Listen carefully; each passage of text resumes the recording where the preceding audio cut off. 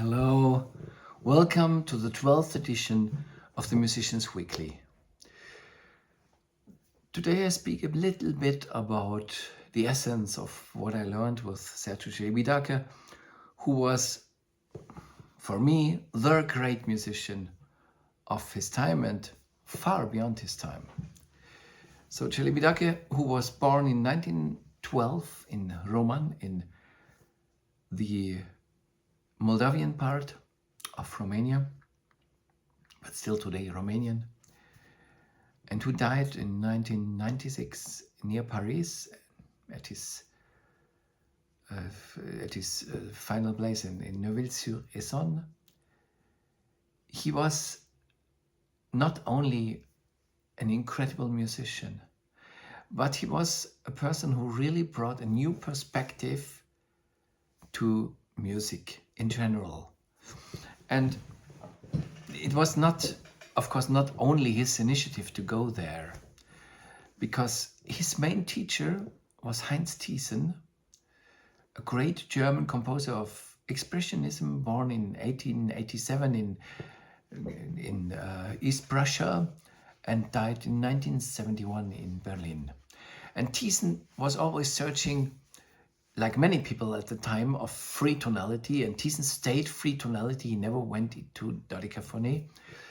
Thyssen was always searching for a key that all the harmonic span of music, that means from all kinds of tonality over extreme borderline free tonality to so-called atonality and so on, and all these microtonal things in Eastern music and so on, where all these things can come under one roof of understanding. So he's looking for a method to explain all the things universally. And he didn't really get there, but he provided ground for that. And then there was the French conductor, Swiss Romande Orchestra in Genève, Ernest Ansermet, who released a book on musical phenomenology, but this was a bit disturbed by all these religious implications in the course of the book. There are some very interesting perceptions about extrovert and introvert harmony, which are very musically declined, but Ansermet wrote a lot in this book and left only a few things in the book which are really worth to be taken into consideration by musicians. So Celibidache was searching also for this universal key to music. And he found it in a very unexpected manner, but like so often, things are much easier when you get to the point than what you expect when you search for it.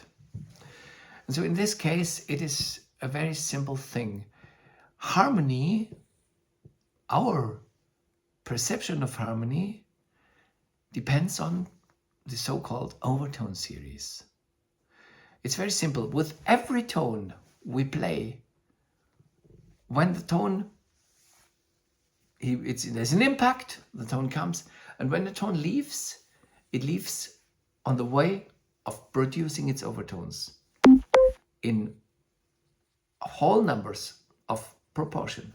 1 is the basic note, 2 is the octave, 3 is the fifth, 4 is the next octave, 5 is the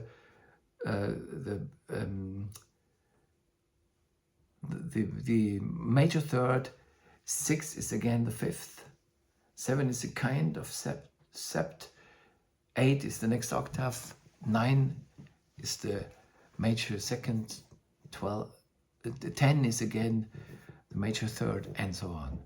And so these things happen just on the way. And always when we hear a note, this happens. Of course, if the note is very short, we don't really hear it. If the note is very high, it is out of the spectrum of things we can really perceive. So our perception goes from, if the ear is very young and very fresh and not damaged, we can hear from around 16 in a second, frequency 16, to around maybe 20,000. And so within this framework we hear, so the lower the note is, the more overtone production we really experience. And so therefore, low notes are very full and rich. And if low notes come together in a very dense way, they disturb each other immensely. High notes, no problem, because there we don't have the opposing families that we can really experience. So the opposing overtone families. So if we have, for example, the minor second of C and D flat, then we have extremely opposing overtone families. If they have that in a very low register, it's total cacophony. And if they have in a very high register, we just hear these notes and we don't experience the overtones. So, but what I want to say is, in every tone we play, this is present, unfolding the overtones. And of course, the longer the note is, the lower it is, the more we experience of it.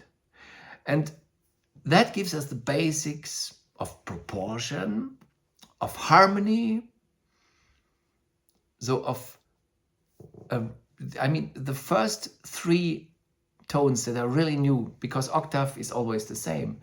We have the basic note, the fifth, and the major third. And this is the major triad.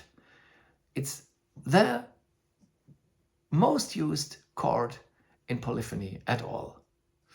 And so this is the basic notes of the overtone series.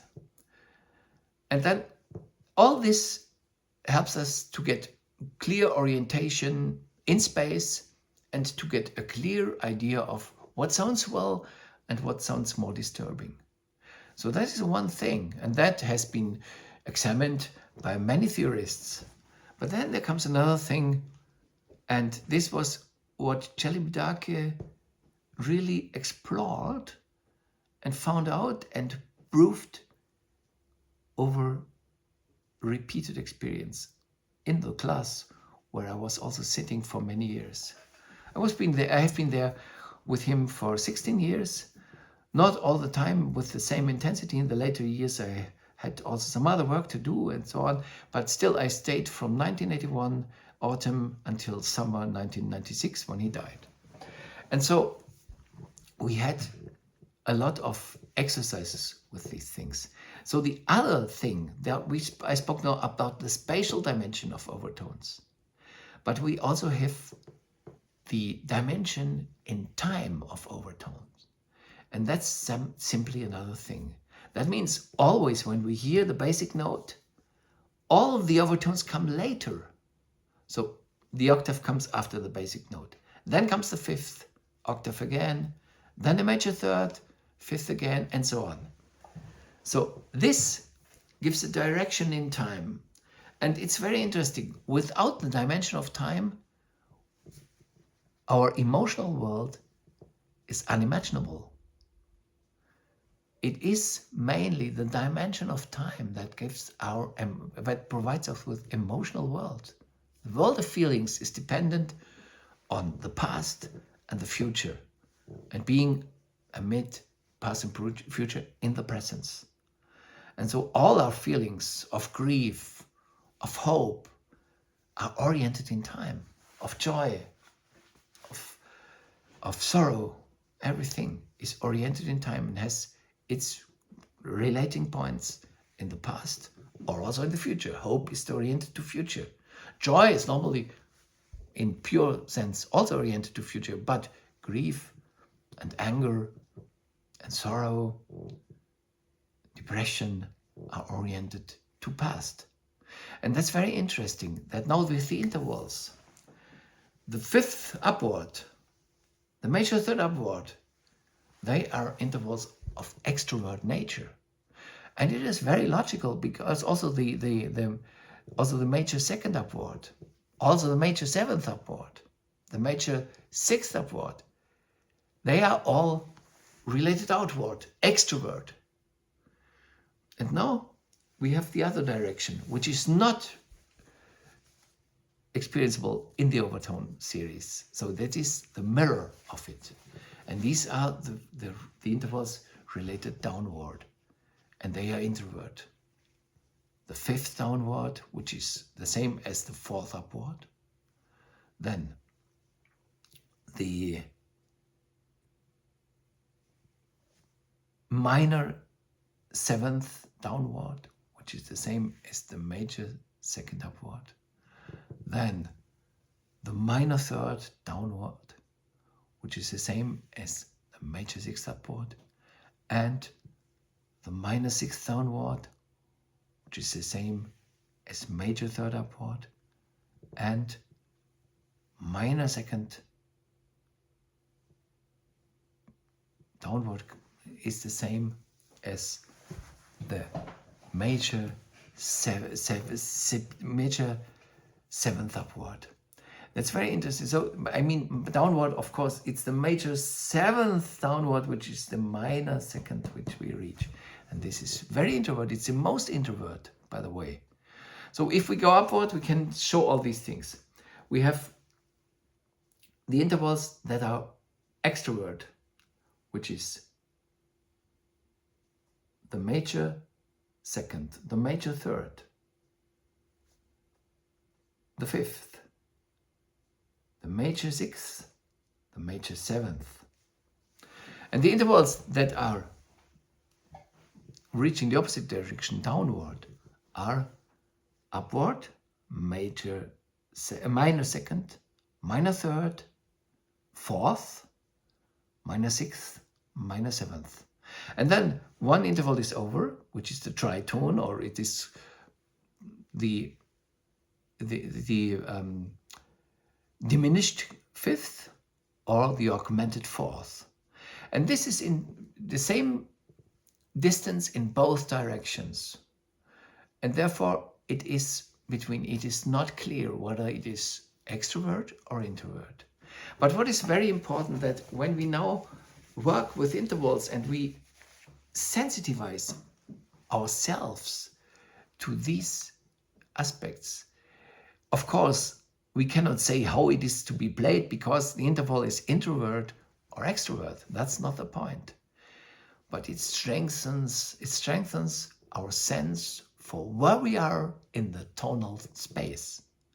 And that is what we really can experience. We are now in a very introvert relationship to the beginning. For example, with the so-called Napolitan chord, which is a very high tension chord and used by Mozart, for example, in a phenomenally effective way.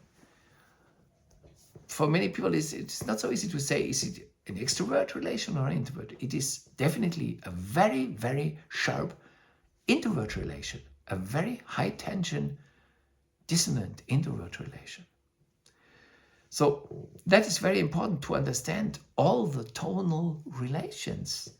And when you have a 12-tone row, and this experiment we did very often with Celibidache, it was in the class that we analyzed 12-tone rows in concern of introvert and extrovert relationship to the basic note. Basic note in 12-tone row, there is no basic note. There is only a basic note if you repeat the first note as a 13th note in the end. And we did that very often, and we experienced that the development of the row, it always included extrovert relation and introvert relation, and it was finally totally balanced extroversion and introversion, which is like a wonder, but which makes sense because all the intervals are there and they put themselves on the position where we feel them related extrovertly or introvertly. And now another very fantastic thing is if we have these major scales, the major scales is these most important scales in music. I mean, normally we would say it is major mode and minor mode, but as we experience that minor mode is simply a combination of the Phrygian mode, which is naturally going downward, with a dominant, which is necessary for polyphony, because we need a fifth on the chord, on the fifth chord, and we need a major chord for the extrovert and also decisive function of the dominant. So therefore, minor mode is only a modification of Phrygian. And so naturally, without polyphony, this most important mode going downward is the Phrygian mode, and the most natural one, and the most natural going upward is the major mode, or originally called Ionic. And so they are exact mirrors of each other. That means that we have in the major mode, we have an extrovert step, one major second, and a next extrovert step, major second. And then we reach the fourth, we have an introvert step, minor second. And then next we have three extrovert steps. And then finally from the seventh to the octave, we have again a minor second, which is an introvert step. But now it's very interesting that these extrovert steps are always the span of 2/5. So fifth plus fifth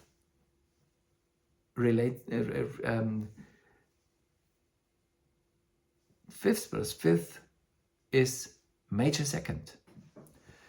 So we have 2/5, 2/5. And then we have again 3 times 2/5, which is going upward. So we have 10/5 going upward. But with the minor second, we have 5/5 downward. And we have 5 plus 5, 2 times minor second, which is also 10/5. So finally, it is also balanced with 2 steps that are very far away, 5/5 away, and 5 steps which are only 2/5 away. So that is with the going upward, 5 times a major second and 2 times, twice a minor second. But the Phrygian mode, it's just a mirror. Going downward, 5 times a major second downward and twice a minor second downward. Now downward is mirror, that means the major second downward is extrovert. Same as the minor 7th upward. Is introvert, I mean. Same as the minor second.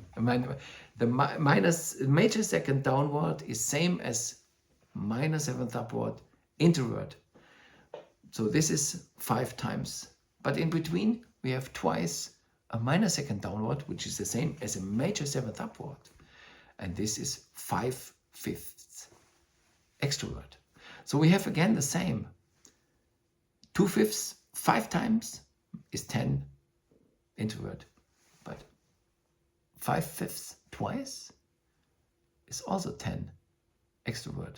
So again, it's balanced in the Phrygian mode as in the major mode, just only the mirror of each other. And so these are very interesting secrets of tonality. And of course, all these sounds now very theoretical, and the musician might ask, why should I know that? And yes, it's true. This doesn't mean that it's in any kind exact positioning of how to play the music. It doesn't tell you how to play the music. But it helps you to orientate yourself. When you play this harmony, to question, is it introvert or extrovert? So for example, the plagal cadenza, 1-4-1. The 4 upward, of course, is the 5 downward. It is introvert.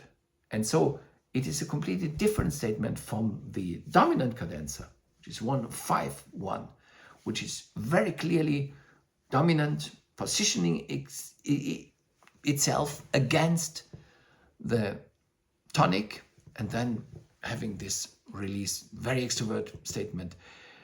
Also, the 4th, which is the subdominant, is positioning itself not less strongly against the tonic, but it doesn't lead so much toward it. It's more like going inward and coming back. So it's a question of going outward and coming back, or going inward, having tension inward and coming back.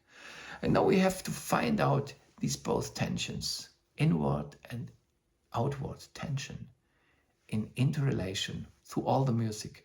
Of course, then when we come to more complicated structures, if we have only melody, we can show it very easily. But also there we have to understand that in a melody, of course, many things are interweaving with each other. So first of all, we have only the interval, this interval and coming back, this interval and coming back.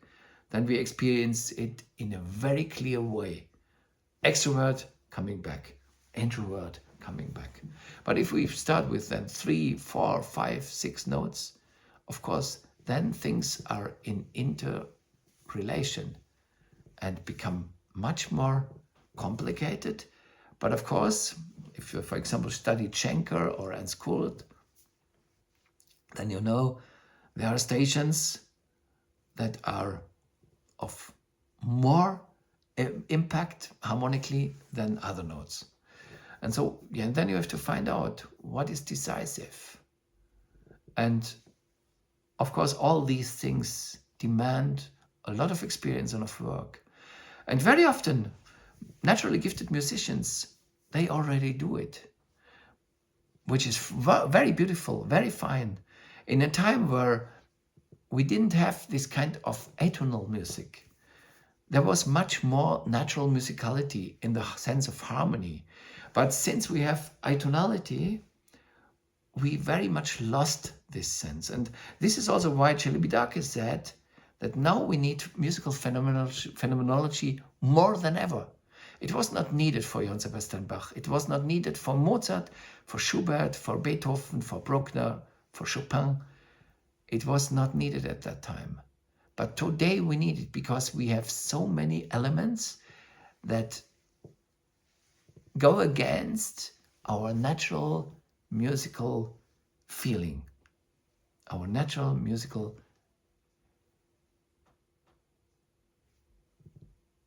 intuition. And so we have to find out now consciously that we again come back to now I feel it right. Oh, I didn't feel it.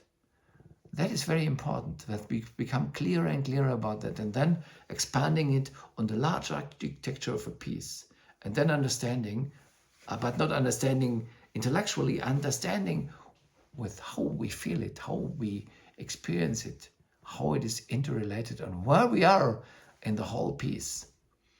And more understanding every station, every moment in the composition in relation to the whole. That is what is meant basically when you say the person who is most able to correlate is the most musical person. But of course, it's not a competition. Everybody can. It's just a question of really taking it seriously and being curious and going into it. And of course, I can work with you, with everybody, just on these aspects. And you will see that every piece is completely singular. Everything is completely singular. We go out of any kind of standardization, of routine, of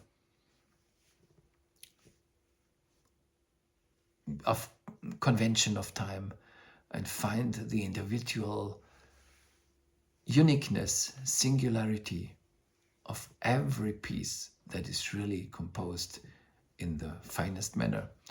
And therefore I invite you, we can join forces and we can find this in every kind of music, by the way, in every kind of music that is really musically from the inside developed and is conceived as an organic whole.